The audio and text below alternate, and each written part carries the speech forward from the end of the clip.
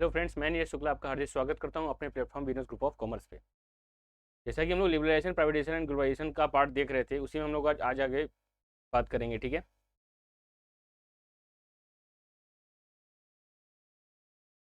ये हमारे कुछ सोशल मीडिया हैंडल हैं, आप इस पर भी हमसे लिंक कर सकते हैं। आप इस पर भी हमें हमें अगर मिलते हैं तो फिर इससे कॉमर्स रिलेटेड जो भी नई जानकारी होगी आपको अपडेट तुरंत मिल जाएगी। ठीक है, आइए बात करते हैं। आज का जो टॉपिक है हम लोग का वर्ल्ड ट्रेड ऑर्गेनाइजेशन है। ठीक है, क्या है वर्ल्ड ट्रेड ऑर्गेनाइजेशन? अच्छा भैया, डब्ल्यूटीओ होता क्या है भाई? वर्ल्ड ट्रेड ऑर्गेनाइजेशन जो है हमको इतना ज़्यादा बेनिफिट देता था जिसके कारण कि हम लोग और बढ़िया वर्क कर सकते थे। इसमें ये हमको बताता था, मतलब क्या कि आप जानते हैं कि एक ऐसा ऑर्गेनाइजेशन होना चाहिए जो पूरे वर्ल्ड के जो ट्रेड को अभी एक अच्छे तरीके से एक ऑर्गेनाइज सेक्टर प्रदान प्रदान करे। ठीक है, इसकी जो इस्टेब्लिशमेंट हुई थी वो जिनेवा के स्विट्जरलैंड में हुई थी। कहाँ हुई थी? जिनेवा के स्विट्जरलैंड में हुई थी।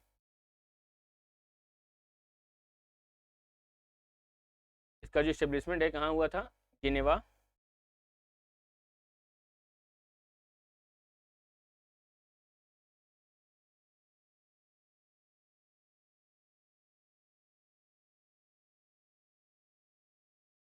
जिनेवा के स्विट्जरलैंड में।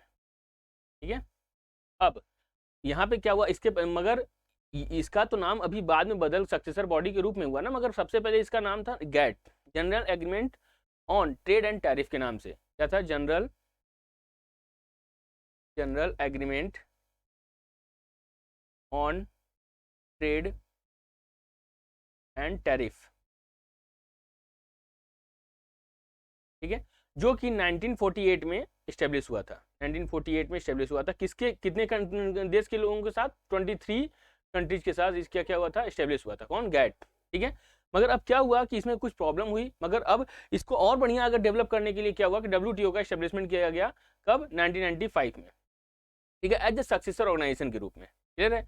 As an important member. अब ध्यान दीजिएगा, आप इंडिया अब आप इंडिया में रह रहे हैं तो इंडिया के विषय में भी आप जानना बहुत ज़्यादा जरूरी समझेंगे। बोल रहा है एज एन इंपॉर्टेंट मेंबर।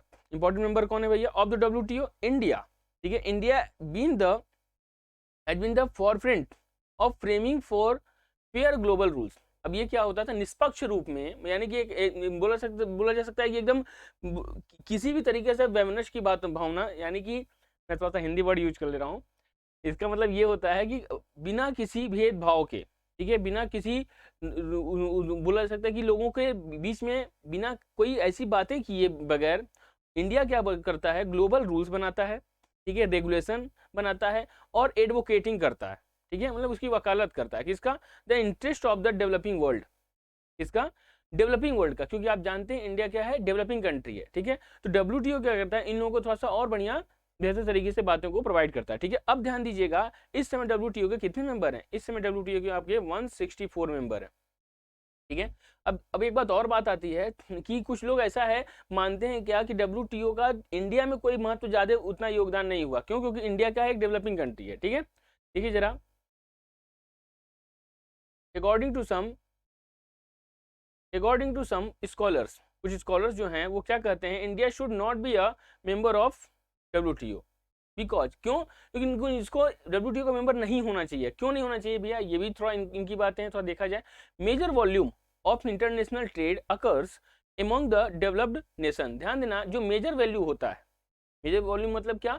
जो हम लोग का जो इंटरनेशनल ट्रेड होता है, यानी हमने बोला था जो बाउंड्री लाइन की जो पार, इंडिया के बाउंड्री लाइन जो है उसके पार हम लोग जो हम लोग भी जो भी हम लोग ट्रेड करते हैं उसको कहते हैं इंटरनेशनल ट्रेड। ठीक है, तो बोल रहा है ये जनरली होता है किसके बीच में?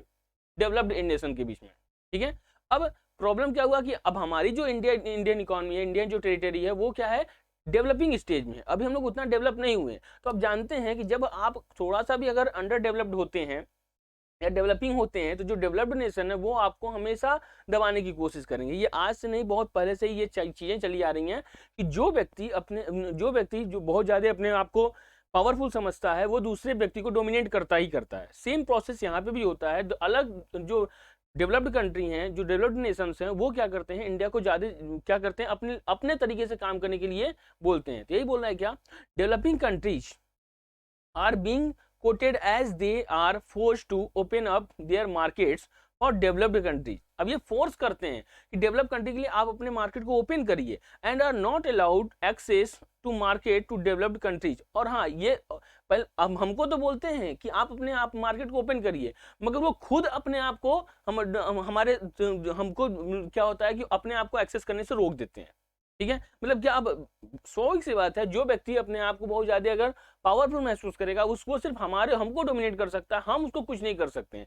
सेम प्रोसेस यहाँ पे भी आया। इसीलिए कुछ स्कॉलर्स जो कुछ विद्वान थे, उन्होंने कहा कि इंडिया को इसका क्या होना चाहिए, मेंबर नहीं होना चाहिए था।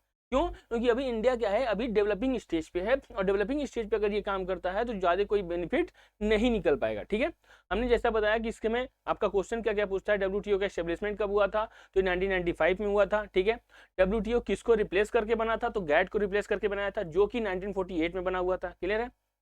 इंडिया की इसके लिए क्या करता है, रूल्स रेगुलेशन वगैरह बनाता है। ठीक है, ये देखिए डब्ल्यूटीओ को ये सिंबल है, ये सुपरवाइज करता है एक तरीके से और लिबरलाइज करता है किस चीज को, इंटरनेशनल ट्रेड को। जब जो डब्ल्यूटीओ होता है, सुपरवाइज करता है इंटरनेशनल ट्रेड को और लिबरलाइज करता है, ताकि जो इंटरनेशनल ट्रेड है बिटवीन द कंट्रीज वो एकदम अच्छे तरीके से क्या हो जाए, सॉरी बिटवीन नहीं, अमंग द कंट्रीज, वो एक अच्छे तरीके से क्या हो सके, चल सके। ठीक है, उम्मीद करते हैं आपको ये वीडियो अच्छे तरीके से समझ में आया होगा रिगार्डिंग द डब्ल्यूटीओ।